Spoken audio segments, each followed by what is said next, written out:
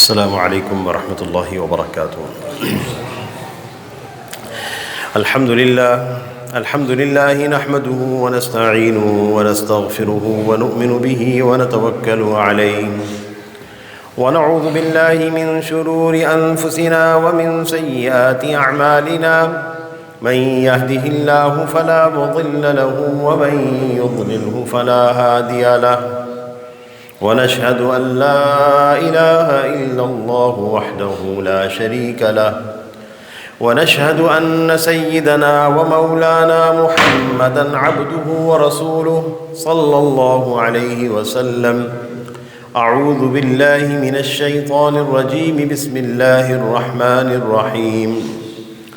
قل إن ربي يبسط الرزق لمن يشاء من عباده ويقدر له وما أنفقتم من شيء فهو يخلفه وهو خير الرازقين.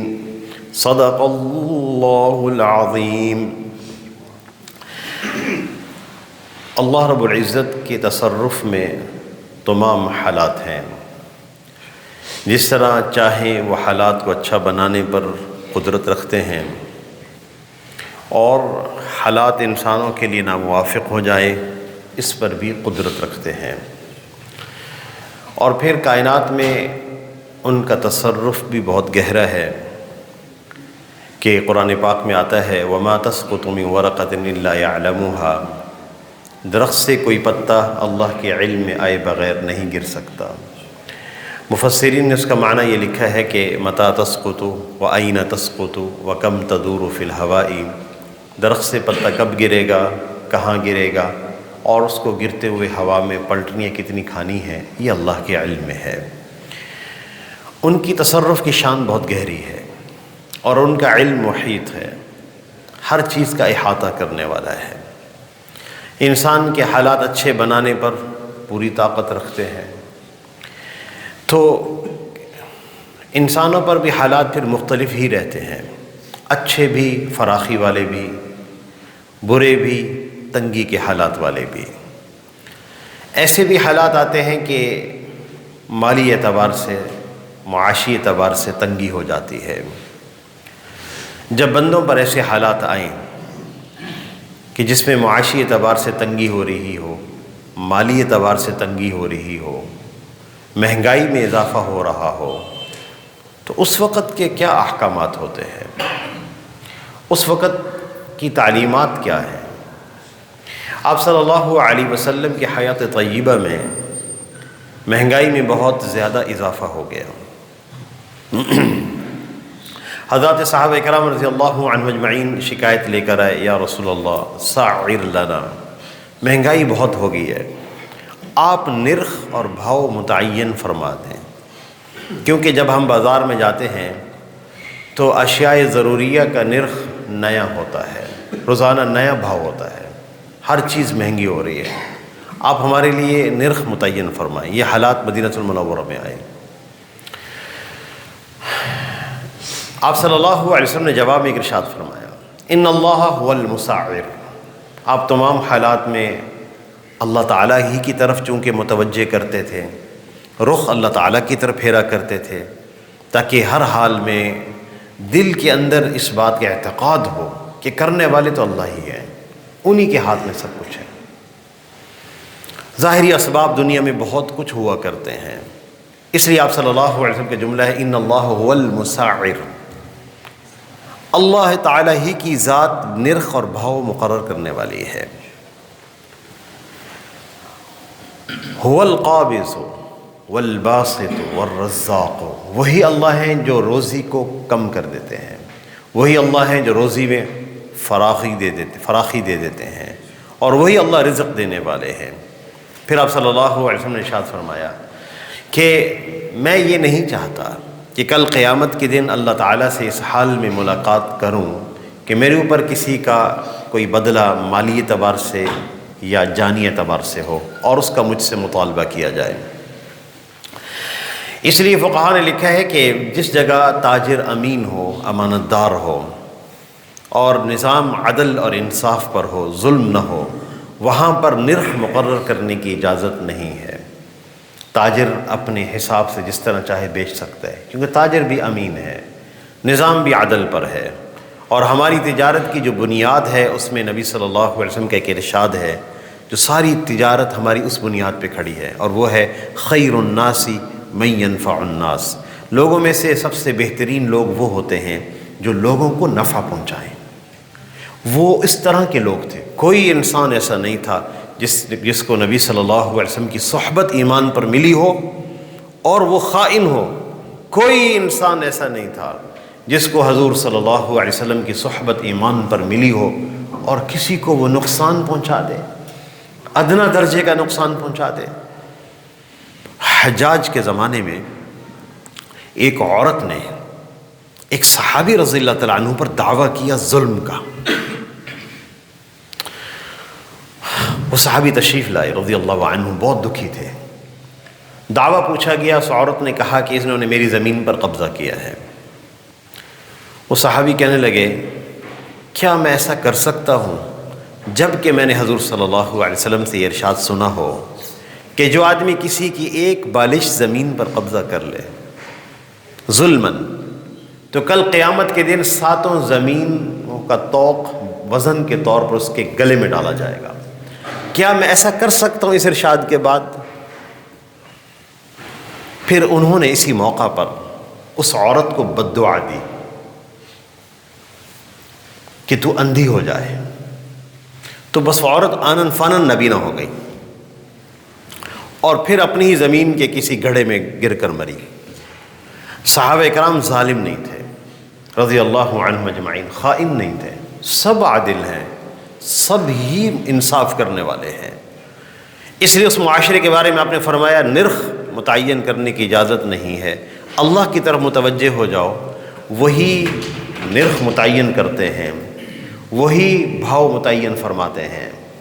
لیکن جس جگہ ظلم کا اندیشہ ہو وہاں حکومت کو، منتظم کو اجازت ہوتی ہے کہ نرخ متعین کریں۔ جہاں ظلم ہو رہا ہو، جہاں مصنوعی مہنگائی کر کے نرخ بڑھایا جا رہا ہو، مصنوعی قلت کر کے نرخ بڑھایا جا رہا ہو، وہاں پہ حکم ہے کہ نرخ مقرر کیا جا سکتا ہے۔ بنیادی باتوں میں سے یہ ہے کہ ایک تو کچھ ذمہ داریاں ریاست کی ہوتی ہیں جس میں کرپشن نہ ہو، جس نظام کے اندر یہ ذمہ داری ہے ریاست کی اس نظم کو روکیں، احتقار نہ ہو، ذخیرہ۔ آپ صلی اللہ علیہ وسلم نے احتقار جو ضروری اشیاء کے اندر کرتے ہیں، ذخیرہ کرتے ہیں تاکہ چیزیں مہنگی ہو جائیں، آپ صلی اللہ علیہ وسلم نے ان پہ لعنت فرمائی ہے۔ من احتکر فہو ملعون، جو ذخیرہ کرے گا، اشیاء خردونوش، رمضان آ رہا ہے، لوگ خریداری کریں گے زیادہ، تو کچھ خردونوش کی ضروری اشیاء ابھی روک لی جائیں، قلت پیدا کر دی جائے تاکہ اس کی نرخ میں اضافہ ہو جائے۔ من احتکر فہو ملعون، جو احتکار کرے گا اس پر لعنت کی گئی ہے۔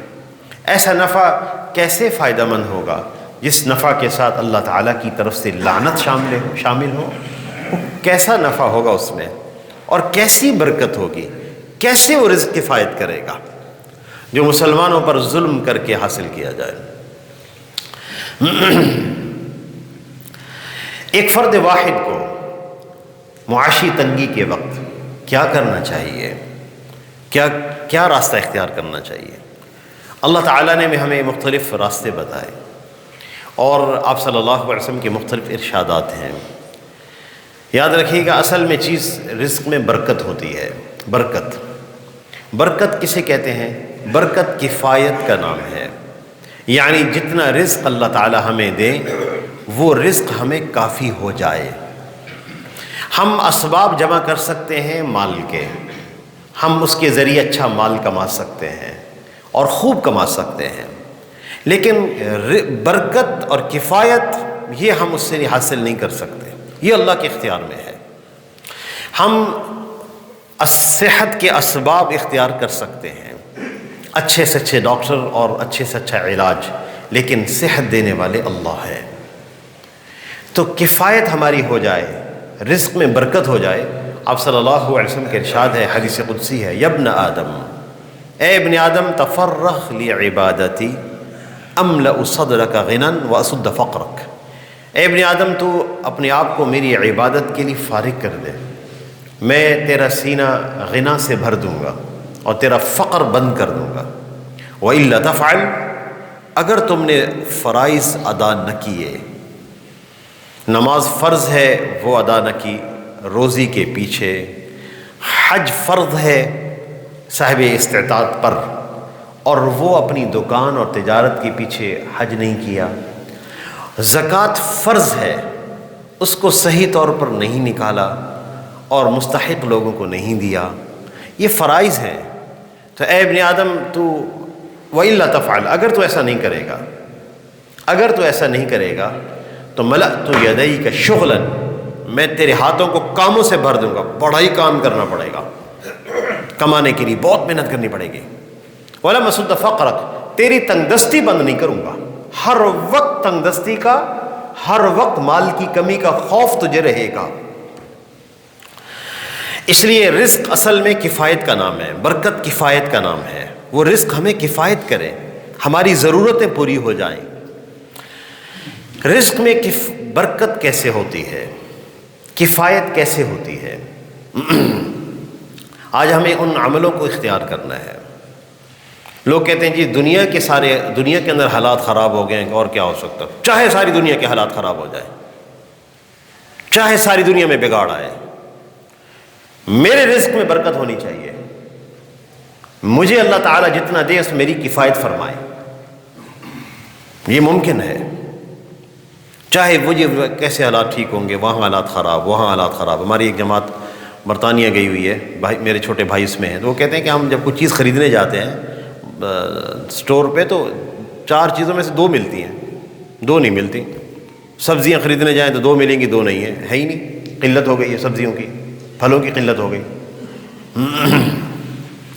حالات میں کیسا ہی بگاڑ کیوں نہ آئے، اللہ ہمارے رزق میں برکت عطا فرمائے، ہماری کفایت فرمائے۔ اس لیے حالات کی طرف نہیں دیکھنا، نہیں جی اعمال سے کیسے ہوگا، جی کس طرح ہوگا، پوری دنیا کے حالات خراب ہو گئے، اس طرف نہیں جانا، وسوسہ بھی نہیں لے جانا، اعتقاد بھی نہیں لے جانا کہ جی ساری دنیا کے حالات خراب ہیں، ہمارے کیسے ٹھیک ہوں گے، میرے کیسے ٹھیک ہو سکتے ہیں۔ اللہ کرنے والے ہیں، میں مکلف ہوں محنت کا، میں مکلف ہوں سبب اختیار کرنے کا، اس سے زیادہ کا میں مکلف نہیں ہوں، اور محنت بھی کتنی اس کا بھی میں مکلف ہوں۔ ہمہ تن ہمہ گوش میں سب کچھ لگا دوں، اس کی بھی اجازت نہیں ہے کاروبار پہ۔ اللہم ھذا الجہد وعلیک التکلان، اے اللہ یہ میری محنت ہے، نبی صلی اللہ علیہ وسلم کی دعا ہے، بھروسہ آپ کی ذات پر ہے، جتنا ہم کر سکتے ہیں ہم نے کیا، کاروبار ہے ہم نے کیا، حالات خراب ہو گئے اب ہم کیا کر سکتے ہیں، ہمیں وہ راستہ اختیار کرنا ہے جس کی وجہ سے رزق میں برکتیں ہوں جائیں۔ پہلی بات، استغفار اور توبہ کی کثرت کرنے سے رزق میں برکت ہو جاتی ہے۔ حضرت نوح علیہ السلام نے اپنی قوم کو دعوت دیتے ہوئے فرمایا فَقُلْتُ اسْتَغْفِرُوا رَبَّكُمْ إِنَّهُ كَانَ غَفَّارًا، کہ میں نے اپنی قوم سے یہ کہا کہ تم اپنے رب سے معافی مانگو، وہ بہت بخشنے والا ہے۔ حضرت نوح علیہ السلام اپنی قوم کو دعوت دے رہے ہیں۔ انبیاء علیہ السلام اپنی اقوام کی نفسیات سے بہت واقف ہوتے تھے، کس طرح کی دعوت دینی ہے اور کیا بات فرمانی ہے یہ اس سے خوب واقف ہوتے تھے۔ وہ جانتے تھے کہ اس قوم کو کچھ معاشی مسائل ہیں، یہ قوم اپنی معاشی فراخی چاہتی ہے، تنگی میں مبتلا ہیں وہ لوگ، تو نوح علیہ السلام نے ان کو دنیاوی معاشی فراخی بیان کی ہے، اور قرآن میں موجود ہے جس میں کوئی شک نہیں۔ اگر تم استغفار کرو گے، تمہیں معاشی فراخی چاہیے نا، تمہارے رزق میں برکت ہو جائے، تمہیں یہ چاہیے، یرسل السماء علیکم مدرارا، اس کے اسباب اب بیان ہو رہے ہیں۔ اللہ تمہیں موسلا دھار بارشیں دیں گے، اور ہمیں بارشیں چاہیے، خوب پانی چاہیے۔ وَيُمْدِدْكُمْ بِأَمْوَالٍ، اللہ تمہیں مال دیں گے۔ وَبَنِينَ، اللہ نرینہ اولادیں دیں گے۔ وَيَجْعَلْ لَكُمْ جَنَّاتٍ، اللہ تمہیں باغات دیں گے۔ وَيَجْعَلْ لَكُمْ أَنْهَارًا، اللہ تعالیٰ تمہیں دریا دیں گے۔ یہ وعدہ کیا ہے نوح علیہ السلام نے اپنی قوم سے، اگر تم سچی توبہ کر لو، کفر سے باز آؤ اور اس اپنے گناہوں پر معافی مانگو۔ اس لیے استغفار کی کم از کم ایک تسبیح کی جائے اور گناہوں پہ توبہ کی جائے۔ حقوق العباد کی توبہ یہ ہوتی ہے کہ ہمیں حقوق ادا کرنے ہوتے ہیں، اور جو فرائض ہیں وہ قضا کرنے ہوتے ہیں۔ روزے قضا رہ گئے ادا کرنے، روزے رہ گئے قضا کرنے ہوں گے، نمازیں رہ گئی ہیں، ہم نیت کریں، اپنی زندگی میں ساری نمازیں مکمل کر کے جائیں، اور اس کی ابھی سے ہم عزم کریں۔ ہم کیوں انتظار کر رہے ہیں آگے کا؟ ہم نہیں جانتے کہ موت کب آنے والی ہے۔ میری نمازیں کیوں پیچھے رہ گئی ہیں؟ میں اللہ کے حضور اس طرح حاضر ہوں کہ میرے اوپر کسی چیز کا مطالبہ نہیں ہونا چاہیے، اس کے لیے میں ابھی سے کوشش کروں، ابھی سے محنت کروں، ابھی سے میں اپنی قضا نمازیں پڑھنی شروع کروں۔ اس میں تاخیر نہیں کرنی چاہیے۔ ایک ایک نماز کو جوڑ لیا جائے، آہستہ آہستہ ساری نمازیں قضا ہو جائیں گی انشاءاللہ، ایک نماز بھی ذمے پہ باقی نہیں ہوگی۔ کتنے لوگوں کا انتقال ہوتا ہے اور تعجب ہوتا ہے، کہتے ہیں کہ ظہر کی نماز پڑھی اپنی آخری، پھر اللہ کے حضور حاضر ہو گئے، ساری نمازیں مکمل ہیں، ایک نماز بھی باقی نہیں ہے ذمے میں۔ کتنے واقعات ہمارے سامنے ایسے ہیں۔ لوگوں کو کسی کا حق ہمارے ذمے نہیں ہونا چاہیے، نہ مالی نہ جانی حق، یہی سارا ادا کرنے کی ہم نے نیت کرنی ہے، کوشش میں لگنا ہے، اللہ تعالیٰ مدد فرمائیں گے۔ آہستہ آہستہ لوگوں کے حق ادا کر دیے جائیں، ہمارے ذمے نہیں ہونے چاہیے۔ یہ ہے تیاری کرنے والے لوگ۔ وہاں ایسی منزل پہ پہنچ کر جہاں ہمارا کوئی معاون نہیں ہے، کہاں سے ہم نمازیں پوری کریں؟ کہاں سے کوئی اموال لائیں؟ یہ سارے کرنسی کے نظام، مالی نظام ایک دم سے ختم ہو جاتے ہیں۔ ہم ایک حقیقت کی دنیا میں جا کر داخل ہوتے ہیں، مرتے ہی سارا نظام خواب ہو جاتا ہے۔ تو استغفار اور توبہ کرنا یہ رزق میں برکت کا بہت بڑا ذریعہ ہے، اور رزق بھی صرف ایک کے ساتھ برکت کا وعدہ نہیں، یہ ایسی برکت ہوگی جس کے عمومی حالات ہوں گے، سب پر ہوں گے۔ بارشوں سے نفع سب کو ہوگا، دریاؤں میں پانی آنے سے نفع سب کو ہوگا، مال کی اضافہ ہونے کا سبب سب کو ہوگا۔ ایسا استغفار میں اور توبہ میں ایسی برکتیں ہیں۔ بعض لوگ کہتے ہیں کہ ہم استغفار کرتے ہیں اور توبہ کرتے ہیں، ہمیں تو فائدہ نہیں ہوا، ہمارے رزق میں برکت کا اضافہ تو نہیں ہوا، ہم نے تو بہت تسبیحات پڑھ لی۔ مفسرین نے لکھا ہے کہ جب آدمی استغفار کرتا ہے، 3 نعمتیں نقد اور فوراً دے دی جاتی ہیں، اور وہ دنیا کی افضل ترین نعمتیں ہیں۔ باقی مال چیزیں یہ مفضول ہیں، یہ فضیلت میں وہ درجہ نہیں رکھتی جو یہ 3 نعمتیں رکھتی ہیں۔ سب سے افضل چیزیں فوراً دے دی جاتی ہیں۔ نمبر 1 دل کا سکون، راحت قلبی، اور غنا، کہ آدمی کو فقر کا خوف نہ رہے، وگرنہ کروڑوں اربوں کمانے والے بھی فقر کا خوف رکھتے ہیں۔ اللہ کا ایک نظام ہے، انسان ڈرتا ہے، ہائے میں کل غریب نہ ہو جاؤں، اس کے لیے اسباب اور بڑھاؤ، مال اور بڑھاؤ، ہائے مسئلہ نہ ہو جائے۔ فقر کا خوف اللہ ہی دلوں سے نکالتے ہیں، غنا اللہ ہی دل میں بھرتے ہیں، یہ کسی کے اختیار میں نہیں ہے۔ 3 نعمتیں فوراً دی جاتی ہیں، دل کا سکون مل جائے گا، غنا مل جائے گا، اور تیسری چیز جو اللہ نے دیا اس پر راضی ہونے کی توفیق مل جائے گی۔ یہ بہت بڑی نعمتیں ہیں، بہت بڑی نعمتیں۔ یہ 3 چیزیں فوراً ملیں گی استغفار کرتے ہی۔ دوسرا سبب جس کی وجہ سے اللہ تعالیٰ رزق میں برکت عطا فرماتے ہیں، وہ اللہ کی ذات پہ توکل کرنا ہے۔ توکل کرنا، اللہ پہ بھروسہ کرنا۔ ہم نے اسباب اختیار کیے رزق کے اور محنت کر لی، اب بھروسہ اللہ پر ہونا چاہیے، رزق اللہ ہی دیں گے اور وہی سب کو دیتے ہیں۔ حضرت عمر رضی اللہ تعالیٰ عنہ نے ایک دفعہ فرمایا، لو انکم تتوکلون علی اللہ حق توکلہ لرزقکم کما یرزق الطیر تغدو خماصا وتروح بطانا۔ اگر تم ایسا بھروسہ کرو جیسے پرندے اللہ کی ذات پہ بھروسہ کرتے ہیں، تو اللہ تمہیں ایسا رزق دیں گے کہ جیسے پرندوں کو رزق دیتے ہیں، صبح کے وقت خالی پیٹ نکلتے ہیں اور پیٹ بھرے ہوئے واپس آتے ہیں۔ کوئی پرندہ بلکہ تمام مخلوقات اللہ کی، انسانوں کے علاوہ کوئی خالی پیٹ نہیں سوتا اور خالی پیٹ نہیں رہتا، سب کو اللہ رزق دیتے ہیں۔ اصحاب سیر نے ایک واقعہ لکھا ہے، دلیل تو میں آپ کو بتا نہیں سکتا کہ وہ دلیل اس کی کیا ہے، لیکن اصحاب سیر کا ایک واقعہ ہے، آپ بلا دلیل سن لیں۔ ایک اللہ والے کہیں جا رہے تھے، ایک کنویں پر پہنچے تو پانی نکالنا تھا، دیکھا تو پانی بہت نیچے ہے اور سخت پیاس ہے، نہ ڈول ہے نہ رسی ہے۔ پریشان ہو گئے، کیسے نظم ہوگا، کیسے میرا معاملہ سیدھا ہوگا، اور یہ تکلیف اللہ پاک دور فرمائیں گے، کیوں کر ہو سکے گا۔ پریشان بیٹھے ہوئے تھے کہ ایک وحشی جانور آیا، وہ کنویں کے قریب کھڑا ہوا، پانی ابل کر منڈیر تک آ گیا۔ اس نے پیا، اس کے صدقے میں اس نے بھی پیا، اور جب وہ چلا گیا تو اس نے شکوہ کیا، اے اللہ وہ وحشی جانور ہے، میں اشرف المخلوقات میں سے، آپ نے مجھے نہیں پلایا۔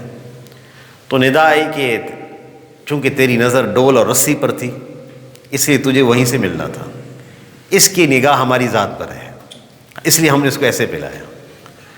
تو رزق دینے والے اللہ ہیں، ہم نے اسباب اختیار کیے، توکل کرنا اللہ کی ذات پر کہ رزق اللہ ہی دیں گے اور جیسے چاہیں وہ دیں گے۔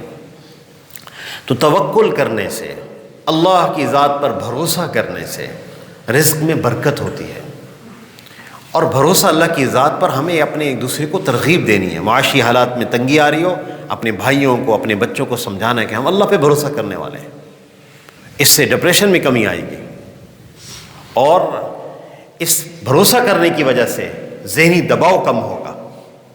اللہ کریں گے، جب چاہے کریں گے، ان کے اختیار میں ہے، میرے اختیار میں یہاں تک روزی کے لیے تلاش تھی اور کاروبار کرنے تھے، اسباب اختیار کرنے تھے، رزق دینے والے اللہ ہیں۔ روزی میں برکت کا ایک بہت بڑا سبب ایک یہ بھی ہے کہ معاشرے کے کمزور لوگوں کی مدد کرنا۔ معاشرے میں جو کمزور لوگ ہوتے ہیں، ہم کاروبار کرتے ہیں، بزنس کرتے ہیں، ہمارے گھروں میں کچھ لوگ ہیں جو یہ کاروبار نہیں کرتے، ہمارے جو چھوٹے بچے ہیں، ہمارے گھر والے ہیں، کبھی ذہن میں آتا ہے کہ ہم کماتے ہیں، ہم محنت کرتے ہیں۔ ایک صاحب کو یہ اشکال ہو گیا رضی اللہ عنہ، ایک صحابی تھے رضی اللہ عنہ، کاروبار میں لگے ہوئے تھے لیکن اکیلے لگے ہوئے تھے، اور جو ان کے بھائی تھے وہ ہر وقت حضور صلی اللہ علیہ وسلم کی مجلس میں رہتے تھے اور احادیث کی تعلیم حاصل کرتے تھے۔ حضرات صحابہ کرام رضی اللہ عنہ مجمعین کا ایک مجمع ایسا ہے جس نے اپنے آپ کو وقف کیا ہے حضور صلی اللہ علیہ وسلم کی صحبت کے لیے، ہر وقت ساتھ ہے۔ وہ کاروبار کر سکتے تھے لیکن وہ کرتے نہیں تھے، وہ کہتے تھے کہ کبھی نبی صلی اللہ علیہ وسلم کوئی بات فرمائے اور ہم اس کو محفوظ نہ کر سکیں، ایسا نہ ہو، اس لیے ہر وقت حاضر باش ہے، رات دن کے حاضر باش ہیں۔ آپ ان لوگوں کو جانتے ہیں، اصحاب صفہ ہیں، وہ صفہ کے چبوترے پہ بیٹھنے والے لوگ، ہر وقت حاضر باش، کاروبار کر سکتے تھے لیکن کرتے نہیں تھے، جانا نہیں چاہتے تھے نبی صلی اللہ علیہ وسلم کی صحبت چھوڑ کر۔ تو انصار ان کے لیے کھجوریں رکھتے تھے، کوئی چیز کھانا دیتے تھے، کوئی سامان دے دیتے تھے، تو وہ حضرات اسی کو استعمال کرتے تھے، ان کے قوات تھے، سب کچھ تھے، بس ایک عارض تھا کہ کہیں ایسا نہ ہو کہ نبی صلی اللہ علیہ وسلم کی صحبت سے ہم دور ہوں، انہی کے سامنے حاضر باش رہیں۔ حضرت عمر رضی اللہ تعالیٰ عنہ نے جن کے ساتھ کاروبار میں شراکت کی ہے، اس شرط پر کی ہے، ایک دن میں پورا دن حضور صلی اللہ علیہ وسلم کے ساتھ رہوں گا، کاروبار میں آپ ہوں گے، اگلے دن آپ ہوں گے، پورا دن نبی صلی اللہ علیہ وسلم کے ساتھ، کاروبار میں میں رہوں گا، اور غیر موجودگی میں جو ارشادات نبی صلی اللہ علیہ وسلم فرمائیں آپ مجھے بیان کریں گے، تاکہ کوئی بات ہم سے رہ نہ جائے۔ یہ ان شخصیاتی قربانی، اس میں ایک صاحب ایسے تھے وہ ہر وقت حاضر باش تھے آپ صلی اللہ علیہ وسلم کی خدمت میں۔ تو ان کے بھائی آئے، یا رسول اللہ، کسب معاش میں اکیلا لگا رہتا ہوں، بھائی میرا ساتھ نہیں دیتے۔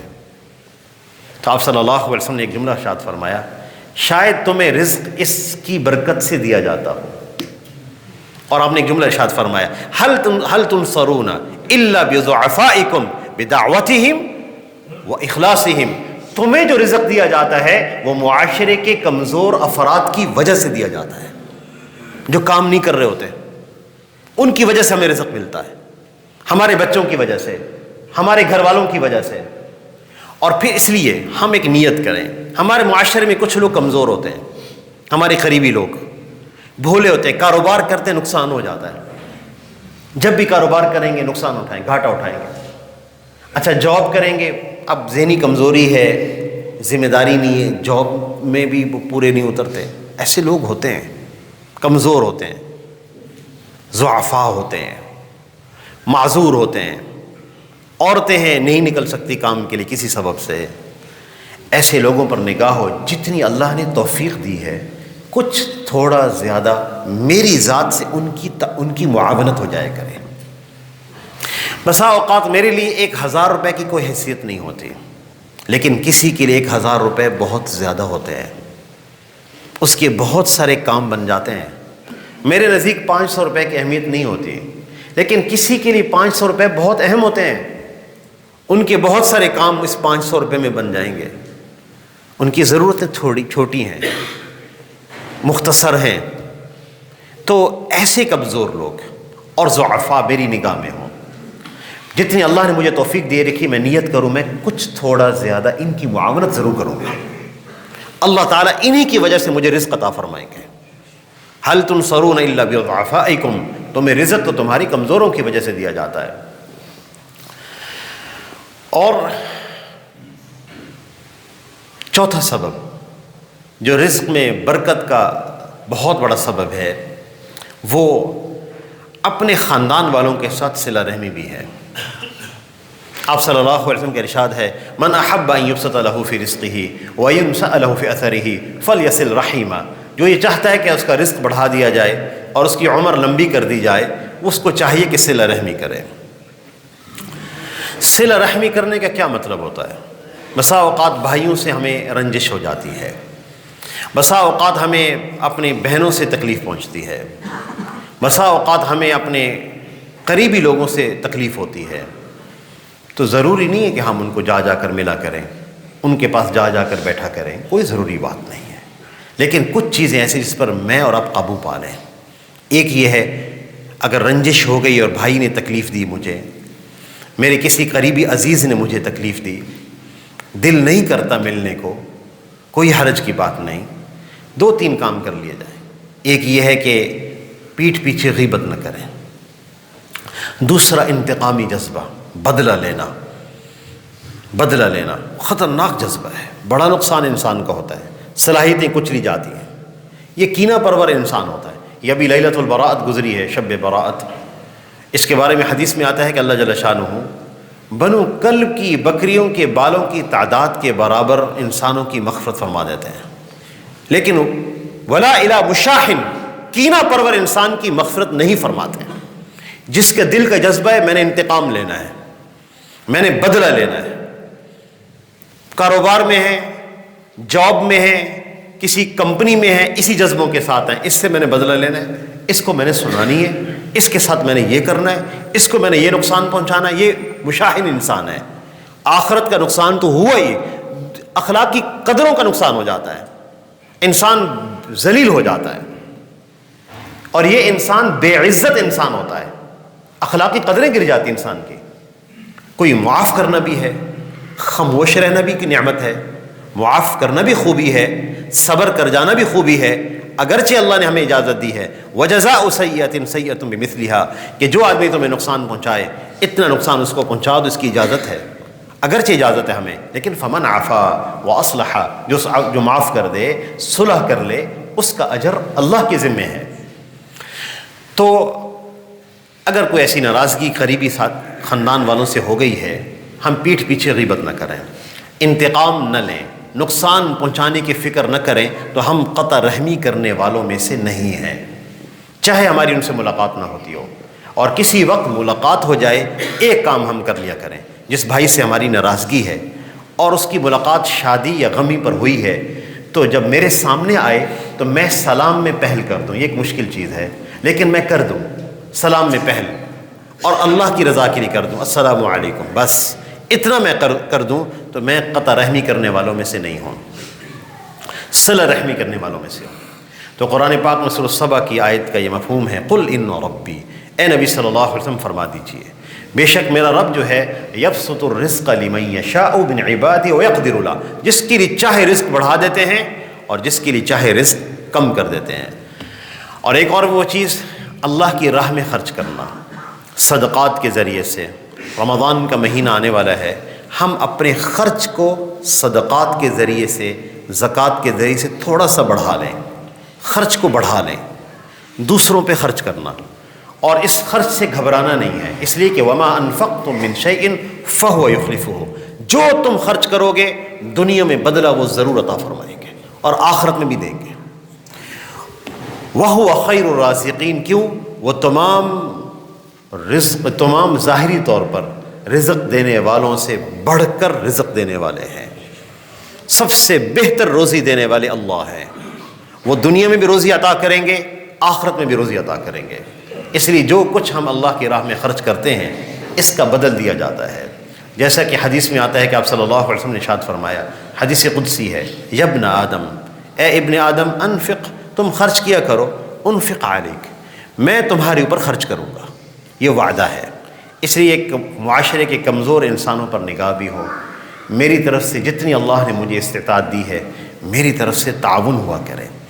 تو یہ اسباب وہ ہیں جس کو میں نے اپنی زندگی میں لانا ہے، ان اسباب کے آنے کی وجہ سے رزق میں برکت ہو جاتی ہے۔ اللہ تعالیٰ سے دعا ہے اللہ ہمیں ایسا رزق عطا فرمائے جس میں برکت بھی ہو اور کفایت بھی ہو۔ وآخر دعوانا ان الحمد للہ رب العالمین۔